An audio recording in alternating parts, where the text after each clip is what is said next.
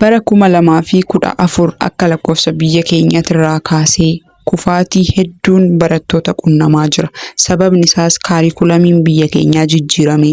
Barataan hundi qorumsa biyyoolessaa yuunivarsiitii seenee akka fudhatu waan taasifameef. Kanaan wal qabatee waan takkaa biyya kana keessatti ta'ee hin beekne kufaatii humnaa ol ta'etu barattoota qunnamaa ture. Kanaaf bara sanirraa kaasee barataan hannaan akkasumas qaxxaamuraan barnootatti milkaa'uun hafee namoota dadhabbii mataa isaaniitiin deeman yookaan ifaajjii isaaniitiin bakka wayii gahan qofti imala barnootaa irra akka deemuu danda'an mirkanaa'uu danda'ee jira. Kanaaf isinis warri amma haayiskuulii barachaa jirtan yookaan kutaa gadi aanarra jirtan kana booda barnootaan bakka guddaa yaaddu yoo ta'e kutaa 12ffaa darbitanii yuunivarsiitii seenuu barbaaddu yoo ta'e karaan tokkollee akka hin jirre beektanii karaan jiru ofii keessanii cimtanii hojjettanii ofiin of dabarsuu qofa akka ta'e beektanii imala keessan akkas itti fuftan asumaan sinii dhaamaa isa kanaaf akkasin gargaaru. Ani immoo akka nama karaa kana irra deemee yuunivarsiitii keessa jiru tokkotti gorsa muraasan siniif kennaa hanga dhuma viidiyoo kanaatitti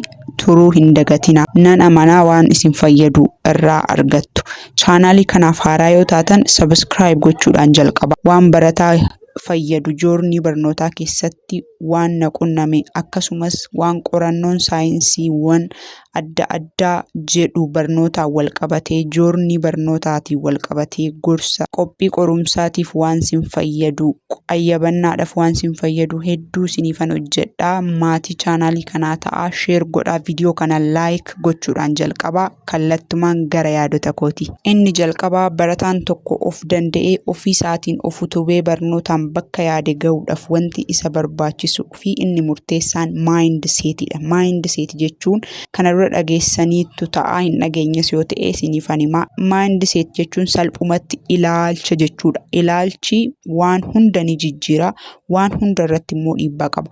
Ilaalchi isin barnootaaf qabdan maali? Barnootaaf gaafan jedhu walumaa gala barnootaaf akkasumas barnoota tokkoon saabjektii isin barachaa jirtaniif qabdan baay'ee murteessaa ta'a. Ilaalcha keessan sirreeffannaan aawutpuutiin yookaan bu'aan isin fiddanis gituma saniin sirrataa deema.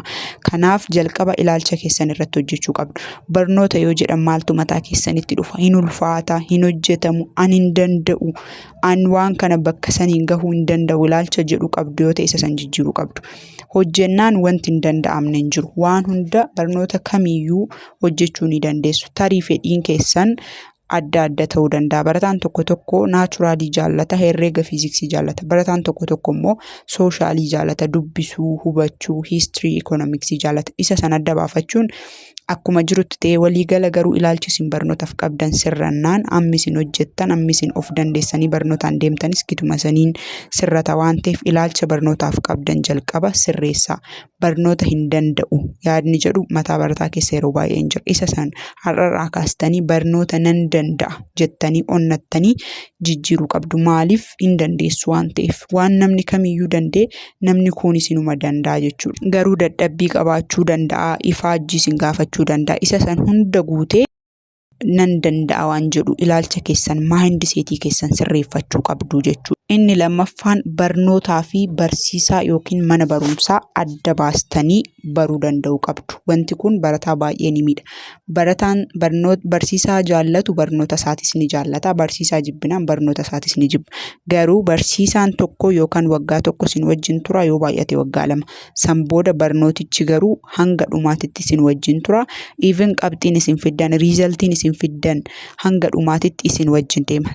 Fakkeenyaaf barataan kutaa 9tti keemistirii barsiisaa keemistirii jibbu tokko sababa barsiisaa saniitiin barnoota keemistirii jedhu yoo jibbee barsiisichi kutaa 10tti biraafa keemistiriin garuu kutaa 10, 11, 12 yuunivarsiitii waggaa tokkoffaa even dhaqee dipaartimentiin isaatu keemistirii ta'uu danda'a yookaan faarmaasii ta'ee dipaartimentii hedduu keessa keemistiriin hin jira waan ta'eef hanga dhumaatitti jireenya keessan irratti dhiibbaa fida.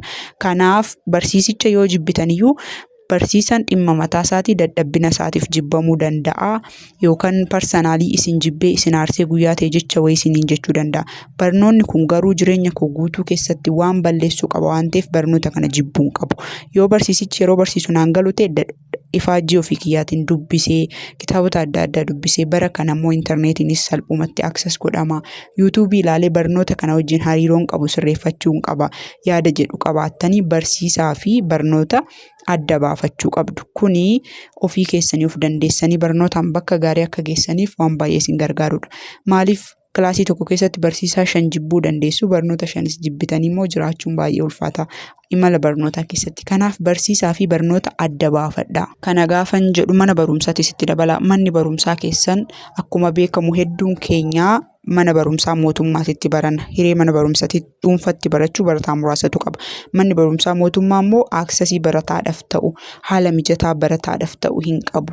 Garuu sababa mana barumsaa kootiitan kufeen kufaatirraa naman oolchu waan ta'eef mana barumsaatirraas diittaachi ta'atoo manni barumsaa koo toluu baatus waanan barbaadu irraa argachuu baadhus barnoota kiyyatti garuu dadhabuun furmaata miti jettanii mana barumsaatiif barnoota adda baafachuu qabdu jechuudha. Akkasitti jabaattanii hojjechuu qabdu. Inni sadaffaa fi inni dhumaa viidiyoo kanaaf itti fayyadama yerooti. Itti fayyadamni yeroo waan baay'ee murteessaa ta'edha keessattuu barataa yeroo taatan.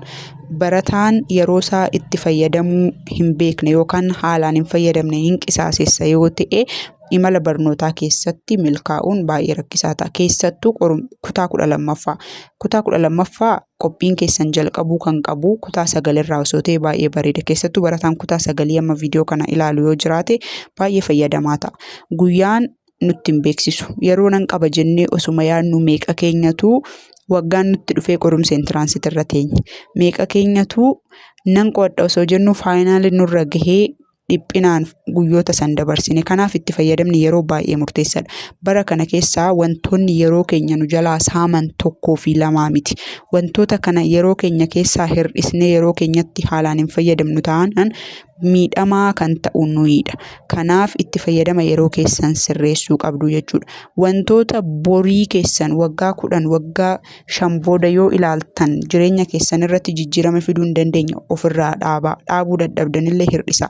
Fakkeenyaaf sooshaal miidiyaa laalaa turuun jireenya keessan waggaa 5 boodatti irratti wanti isin fayyadu baay'ee xiqqaata. Yoo kitaaba dubbistan garuu barataan kutaa 9 TikTok ilaaluudhaan galgala isaa guburra kitaaba yoo dubbise intiraansii darbuudhaaf gaarantidii. Garuu TikTok yoo ilaalaa ture maybe information muraasa wayii argachuu danda'a. Wanti isin fayyadu yeroo keessan haalaan fayyadama. Dubbisaa hanga mana barumsaatti irra jiru ta'etti hojii guutuun keessan barnoota.